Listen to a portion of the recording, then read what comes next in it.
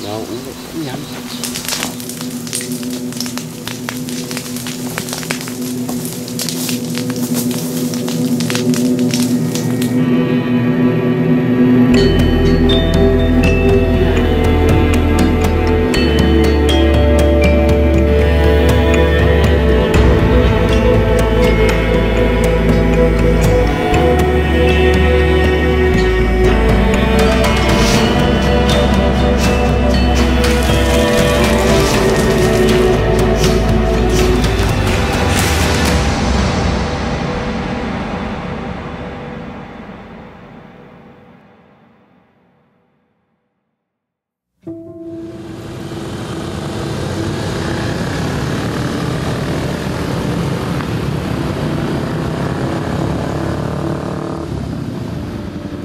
Yang Anda lihat ini bukanlah efek kamera atau hasil editing, melainkan polusi udara akibat asap kebakaran hutan dan lahan atau karhutla. Di kota Palangkaraya, ibu kota Kalimantan Tengah, polusi terparah mencapai 1.300% di atas ambang udara yang sehat bagi manusia. Saat itu, udara bersih adalah barang mewah yang sulit didapat. Sebaliknya, kepanikan seperti ini mudah dijumpai setiap hari.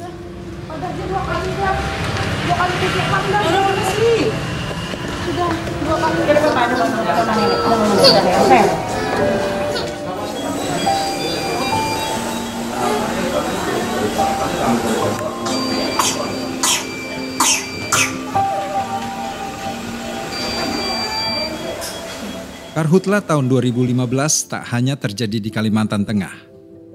5 provinsi lain juga dinyatakan sebagai wilayah darurat bencana karhutla.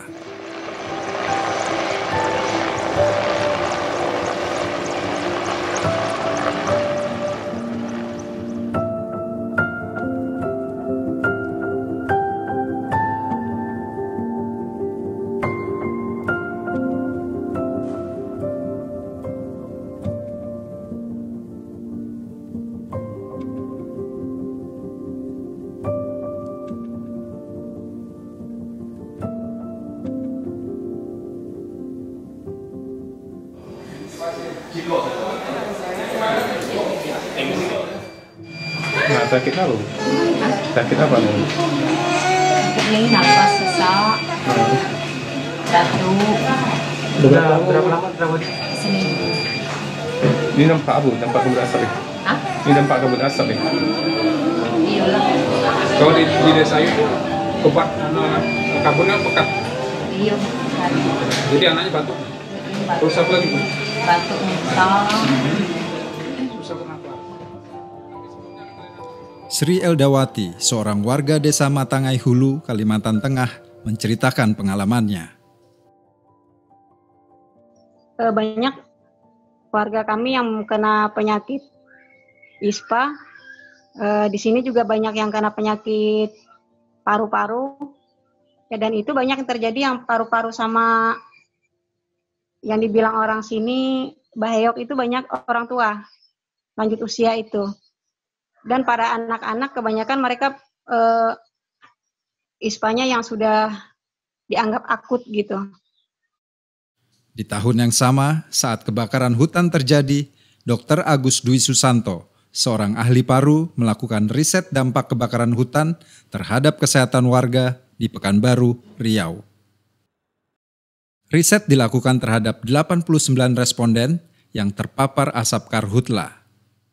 Di situ terlihat bahwa sebagian besar masyarakat yang menjadi sampel penelitian 71,4% itu mengalami gejala pernapasan seperti batuk, kemudian batuk berdahak, kemudian napas agak berat, sakit tenggorokan, itu adalah gejala-gejala respirasi ya.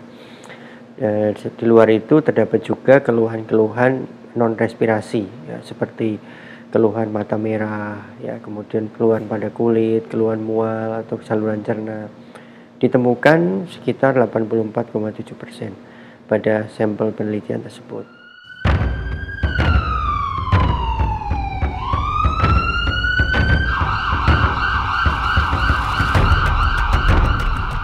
Kadar karbon monoksida atau CO dalam nafas juga jadi perhatian penting. Sebab CO dikenal sebagai polutan udara yang berbahaya bagi kesehatan manusia. Dari hasil riset itu kita temukan bahwa sekitar 72,6% masyarakat yang menjadi sampel penelitian itu terdapat gangguan fungsi paru, terjadi penurunan fungsi paru. Sedangkan karbon monoksida rata-rata dari sampel penelitian tersebut kita temukan nilainya 32,6 ppm. Kita ketahui bahwa nilai normal dari karbon monoksida dari udara yang dihembuskan oleh seseorang itu di bawah 5 ppm.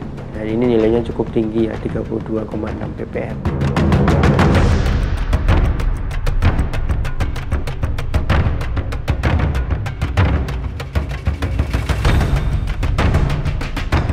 Anak-anak dan lansia adalah korban yang paling rentan.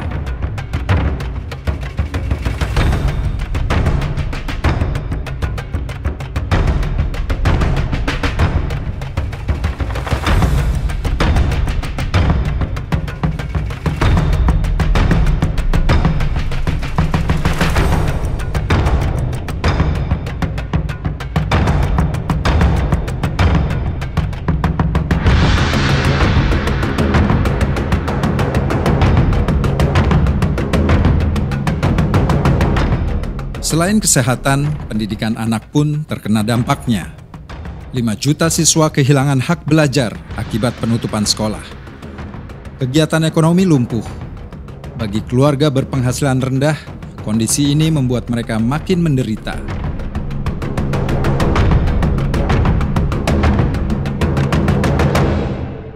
Kalau orang mampu nggak apa-apa, Pak. Kalau orang miskin,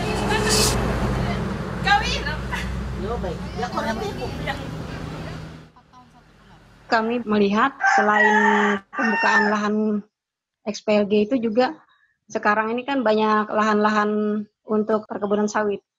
Jadi di perkebunan sawit ini kami juga melihat sama pembakaran itu dikerjakan mereka, bukan kami yang petani peladang.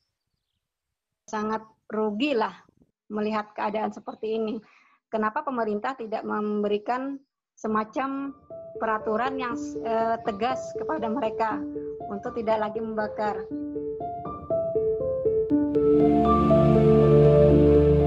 Kerugian ekonomi diperkirakan mencapai 220 triliun rupiah atau lebih dari 5 kali kerugian akibat tsunami Aceh tahun 2004.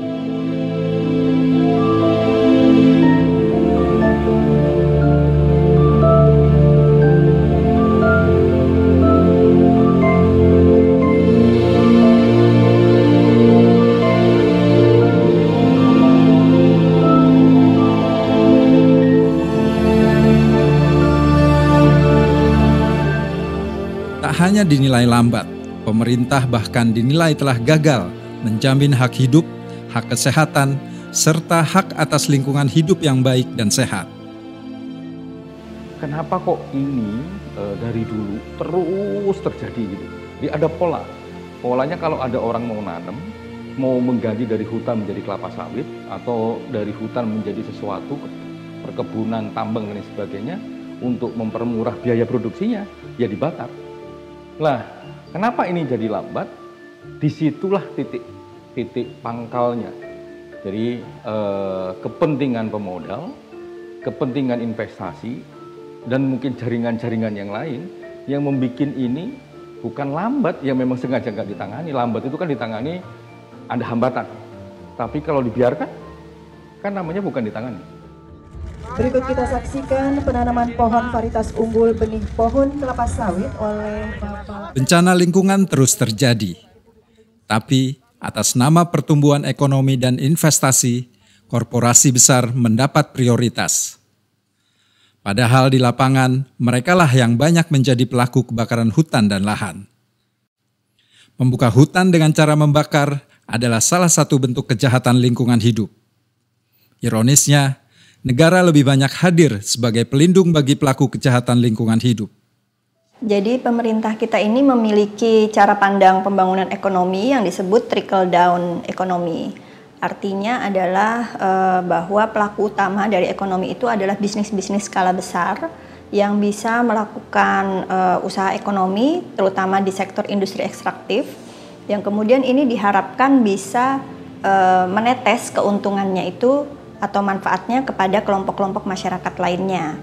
Sehingga itulah kemudian pemerintah memberikan konsesi dan izin-izin dalam luasan yang sangat besar kepada perusahaan-perusahaan tersebut, yang itu diberikan tanpa berkonsultasi ataupun mendapatkan persetujuan dari masyarakat lokal.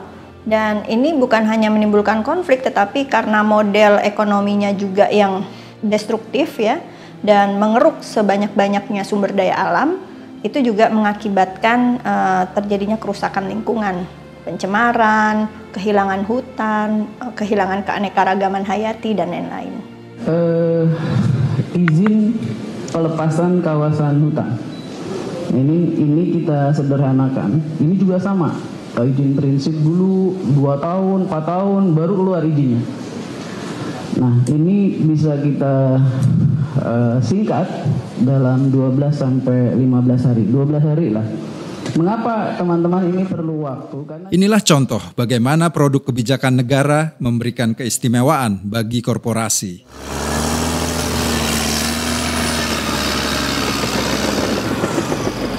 Kebijakan seperti ini membuka jalan bagi perampasan secara sistematis terhadap hak warga atas lingkungan hidup, hak politik, hak ekonomi, hingga hak sosial budaya.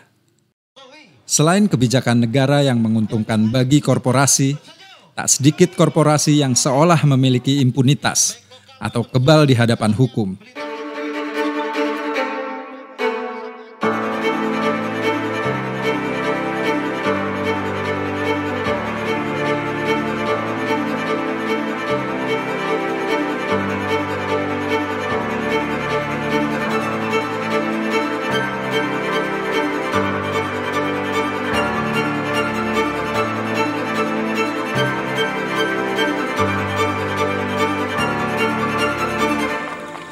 Kejahatan lingkungan hidup dalam kasus Karhutla bukanlah kejahatan biasa.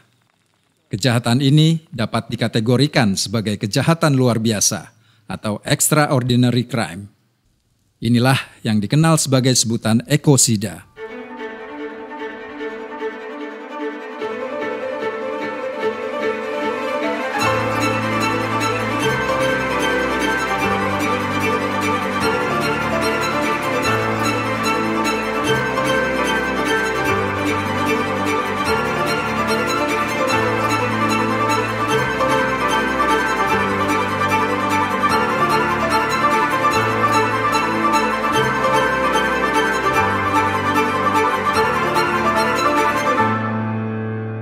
Jadi ada beberapa hal yang bisa kita lihat dia sebagai kategori ekosida ya. Jadi satu kehancuran yang memang tidak bisa dipulihkan kembali gitu. Sifatnya sangat masif, tidak terpulihkan, dan juga ini bersifat lintas generasi. Generasi yang akan datang tidak akan bisa lagi menikmati atau memanfaatkan ekosistem tersebut seperti semula.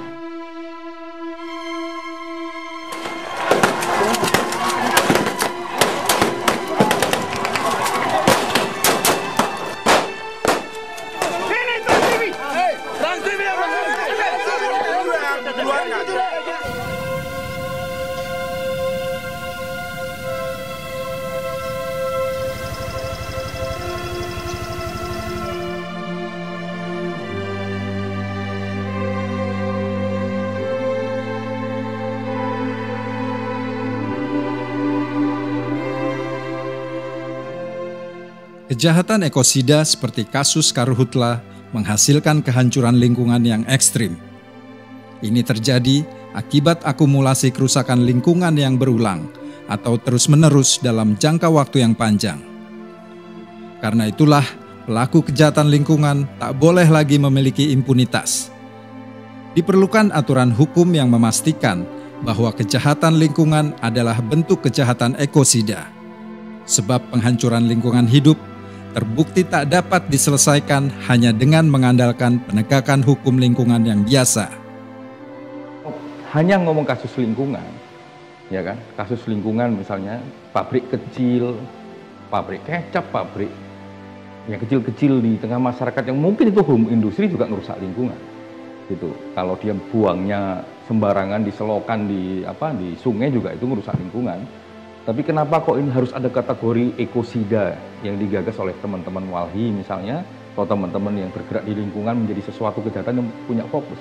Karena memang mau fokusnya, ini kerusakannya gede, implikasinya juga serius, pelibatan aktornya juga di mana-mana, dan kadang-kadang memang pelibatan aktor ini bahkan tidak bisa tersentuh.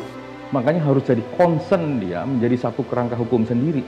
Itu kebutuhannya. Lahirnya aturan hukum yang kuat akan menjamin keberlanjutan ekosistem kehidupan. Dari sini pula diharapkan akan muncul desakan agar negara hadir bagi warga dan bukan hadir melindungi korporasi. Sebab negara memiliki tanggung jawab untuk menghormati, memenuhi dan melindungi hak asasi manusia, baik untuk generasi hari ini maupun generasi mendatang.